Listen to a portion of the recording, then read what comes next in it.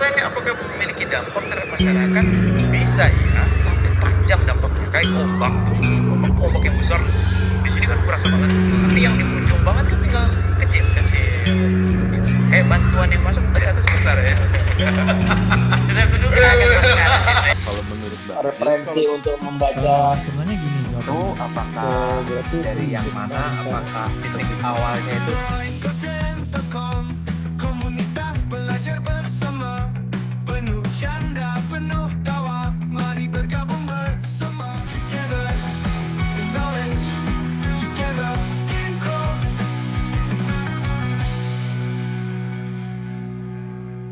Nah Bung, di dalam private community, di dalam grup news, ada anggota private kita. Ini tinggal news lagi nih. News Kamu kayak udah lagi pengen banget tentang fundamental.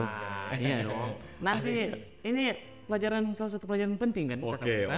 Nah, dalam situ, dalam grup itu, Ya. ada satu anggota private community yang kirim soal berita tentang investor asing masuk ke Indonesia gitu kan. Oh, siapa? Banyak, nggak tahu ya, sampai intinya ada lah. Radex ya. Biasa ada beberapa orang yang lumayan aktif. Oh, yang kirim news nih, si Radex. Oh, Bang Radex. Bang Radex. Radex ini biasanya aktif tuh Bang Radex, Bang Alfian, Bang. Ada banyak kan? Banyak banget yang aktif gitu. Nah, Oke. pertanyaan saya gitu, kok bisa ada investor-investor yang tertarik untuk investasi di Indonesia? gitu. Kalau ditanya kok bisa, jawabannya kayak Jokowi, lah tanya saya. Kok tanya saya?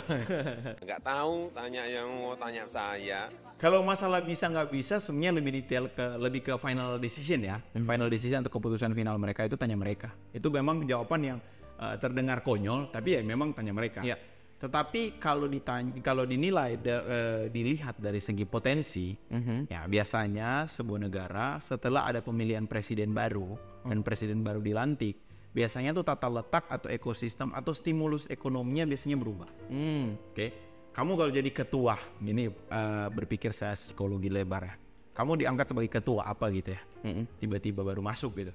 Biasanya bikin perubahan-perubahan yang baik kan? Iya dong. Di awal-awal gitu. Saya nggak bahas tentang kedepannya jadi bagaimana itu urusan nanti, tapi at least pasti ada hal baru yang baik yang dibuat. Itu kalau sebagai celah, sebagai kacamata seorang investor, ya pasti akan berpikir saya mau invest dong. Minimal 1-2 tahun saya bisa cabut gitu misalnya. Misalnya ya. Tapi beberapa tahun investasi saya bisa berkembang gitu. Misalnya. Jadi biasanya seperti itu. Biasanya seperti itu. Jadi tapi spesifiknya kan kita bisa bahas lebih lebar lagi. Ya. Di dalam private community tapi ada nama kontennya atau segmennya itu FGD. Focus Group Discussion kan pernah kita bikinkan kemarin. Itu zona lepas di luar mengajar kita bahas. Walaupun kemarin kita test drive dulu, kedepannya nanti akan ada lagi. Tapi setidaknya seperti itu. Nah, terus yang kedua adalah pahami pada saat dia masuk tuh. Dia masuk sebenarnya kemarin newsnya itu apa? Dia masuk investasi ke Indonesia. Ke Indonesia. Besar 80 triliun. 80 triliun masuk ke Indonesia. Wah, lumayan. Tapi masuknya ke sektor apa tuh? Menurut beritanya Nah, di sini saya melihat di dalam artikelnya ya Bung ya, di sini yang dibagikan. yang dibagikan oleh Bang Radex. Investor itu menginvestasi di pasar saham senilai 3,8 triliun. Sekian lah. Ya, Duit sekian. semua itu ya, bukan janji. Ya. Terus ada lagi dia berinvestasi di sekuritas rupiah Bank Indonesia. Oke. Dan di sini juga ada surat berharga negara (SBN) ya. Totalnya nyaris menyentuh 80 triliun dalam 10 pekan triliun. Kalau sebelum saya jawab ya, saya komentar, coba bayangkan dulu 80 triliun itu ditukar uang koin semuanya. Oh, gue tiba-tiba serandom ini ya di konten ini. Bener banget tuh. Oke, jadi gini, pertanyaan ini kamu mau tanya pendapat saya atau pertanyaan atau apa nih? Dengan itu? Pertanyaan sih, pendapat. Karena Bung kan belajar di bagian ekonomi juga. Iya. Terus pertanyaannya apa? Pertanyaannya adalah apakah itu masyarakat umum merasakan hal itu nggak? Oh oke, ini bagus nih. Oke, jadi jangan ada news tentang investasi masuk, tapi sebenarnya dirasain nggak gitu sama masyarakat? Jangan tiba-tiba cuma untuk orang-orang besar. Oh gitu, oke. Ini bagus nih. Jadi gini, pahami dulu ya segala berita fundamental itu substansinya kemana. Oke. Jadi contoh beritanya itu tentang masuk investasi. Nah masuk investasi ini kemana? Karena namanya orang taruh uang, orang luar taruh uang ke kita atau kemana gitu, artinya berinvestasi. Nah, kalau ini kan yang dia masuk tadi kalau dibaca itu kan tadi apa? SBN ya, surat berharga negara, baru itu ada surat sekuritas rupiah Bank Indonesia ya, SRBI. Baru itu dia masuk juga ke apa namanya? Ya saham tadi ada, saham ada, baru itu surat berharga negara ada. Nah, berarti investasinya masuk kepada segala hal yang berhubungan dengan capital market. Oke, capital market nih. Oke, kalau mau bilang dirasakan oleh masyarakat, mungkin ada tapi tidak hampir-hampir tidak kena gitu, tidak langsung. Karena yang diinvestasikan kan capital market, pasar modalnya. Apa itu pasar modal? Itu sudah ada loh, saya bahas dalam private community. Bahkan kalau Anda membeli modul yang 99.000 di situ dibahas. Makanya belajar ini bukan forex. Oh, dia beli euro. Mana euronya nggak ada? Oh, penipu. Bitcoin, koinnya nggak ada, penipu. Gold, mana gold? Kayaknya kalau Anda masih cetek gitu ya, belajar dulu yang lengkap gitu. Lihat kacamatanya penuh. Saya ajarin itu pasar modal itu apa, isinya apa yang akan Anda terima. Makanya pada saat Anda terima, Anda akan tahu Anda akan dapat apa. Jadi jangan sembarangan beli Goto. Saya punya nih Gojek. Beli saham Garuda satu lot doang, wah ini tuh saham saya gitu. Jadi pahami apa yang Anda dapat. Nah, yang mereka investasikan ini adalah berbentuk modal yang masuk ke pasar modal. Pertanyaannya, apakah memiliki dampak terhadap masyarakat? Bisa iya, tapi panjang dampaknya. Kayak ombak tuh, ombak yang besar di sini kan berasa banget. Tapi yang di ujung banget kan tinggal kecil. Gitu. Kayak bantuan yang masuk dari atas besar ya. Sudah kuduga akan masyarakat itu ya. Yang besar ke masyarakat yang membutuhkan biasanya lebih kecil. Gitu ya. Gitu. Jadi investasi ini lebih masuk kepada surat berharga negara, saham apalagi ya. Jadi buat Anda yang trading di pasar modal sangat mendapatkan benefit. Karena ini momentum. Mungkin saham yang diinvestasikan akan pump atau perputaran ekonomi di pasar modal akan pump seperti itu. Tapi masyarakat secara umum tidak serta-merta akan. Jadi perhatikan akan konsep investasi dari asing itu seperti apa. Gitu. Jadi jangan pemerintah nih lagi terima uang investasi sekian, mana yang kita rasa gitu. Bukan begitu konsepnya. Gitu. Sama halnya dengan utang. Nah, ini kan investasi. Sama halnya dengan utang. Pemerintah utangnya bertambah. Nah, utang ini utang apa nih? Apakah hutang memang ada asing yang memberikan utang pinjaman ya berbentuk moneter dunia ya, dana dari moneter dunia yang memberikan pinjaman, atau hutang yang bertambah hutang terhadap masyarakat sendiri? Ini sudah pernah kita bahas loh. Jadi Indonesia tuh sebagian besar hutangnya kepada masyarakat sendiri. Masyarakat yang mana? Yang memberi surat berharga negara, yang memberi obligasi. Negara kan wajib memberikan return. Ya kembalikan seperti itu. Makanya detail-detail seperti semuanya ada di modul kok. Ini jangankan Anda nggak perlu masuk ke private community. Belajar aja di modul yang 99.000 ada loh dibahas di situ. Tapi kalau mau bertanya dalam private community.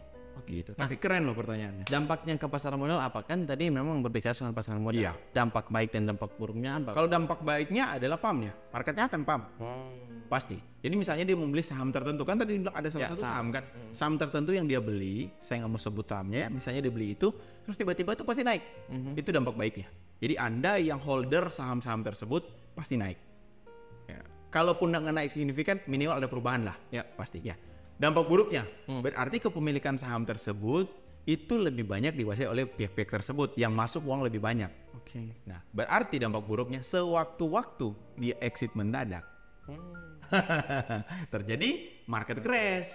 Jadi Anda kan namanya kalau Anda bergabung dalam satu tempat ya, rumah misalnya atau perusahaan lah. Tapi hanya dikuasai oleh ada 1-2 orang tertentu dengan kepemilikan yang besar banget. Berarti risiko besar banget kan kalau dia cabut. Iya kan? Ya gitu ya. Kayak market kripto, Satoshi sebagai pemilik terbesar. Out of nowhere, Satoshi tiba-tiba keluar. Oke, saya sell semua.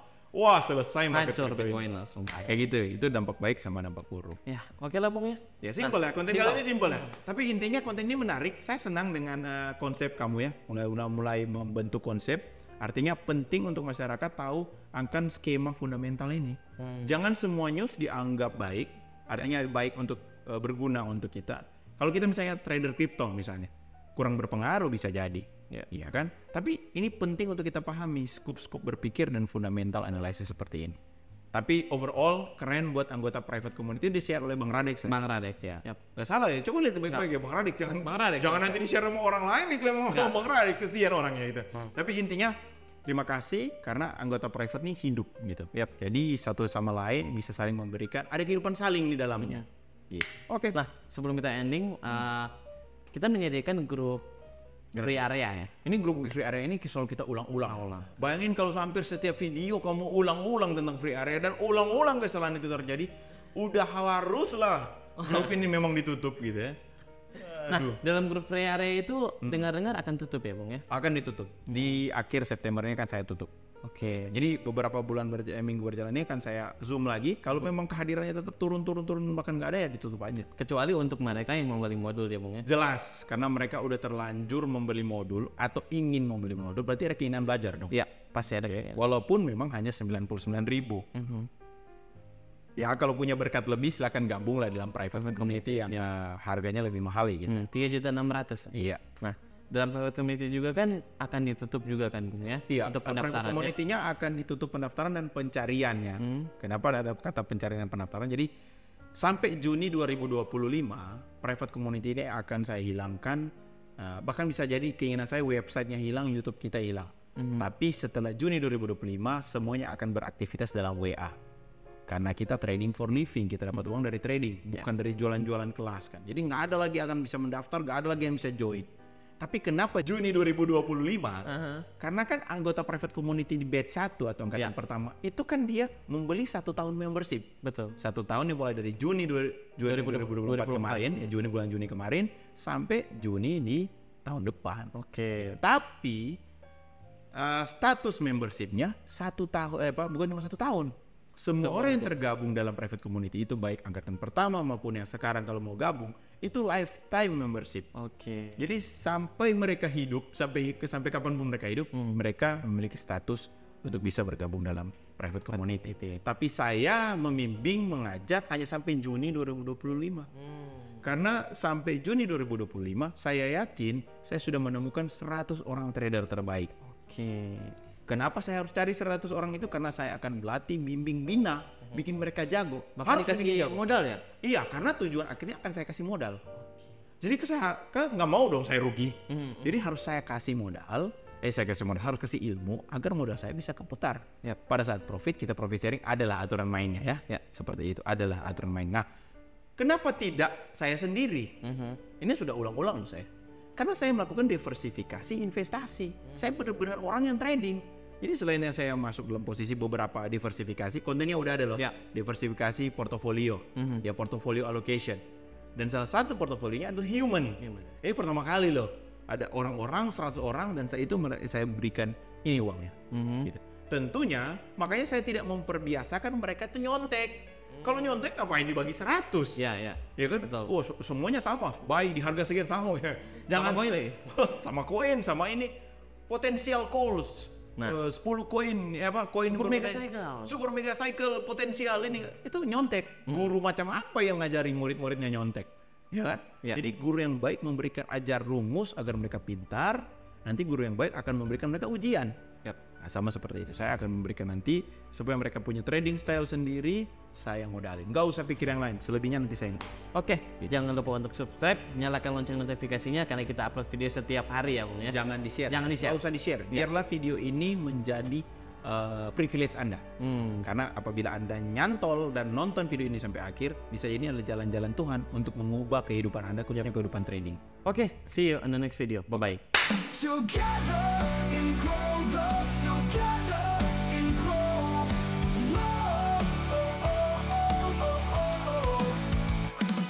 Together in growth, together in growth.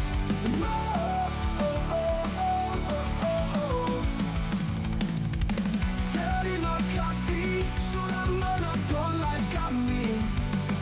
Bitcoin.co. Referensi untuk membaca itu apakah dari yang mana, apakah titik awalnya itu Mari bergabung bersama. Together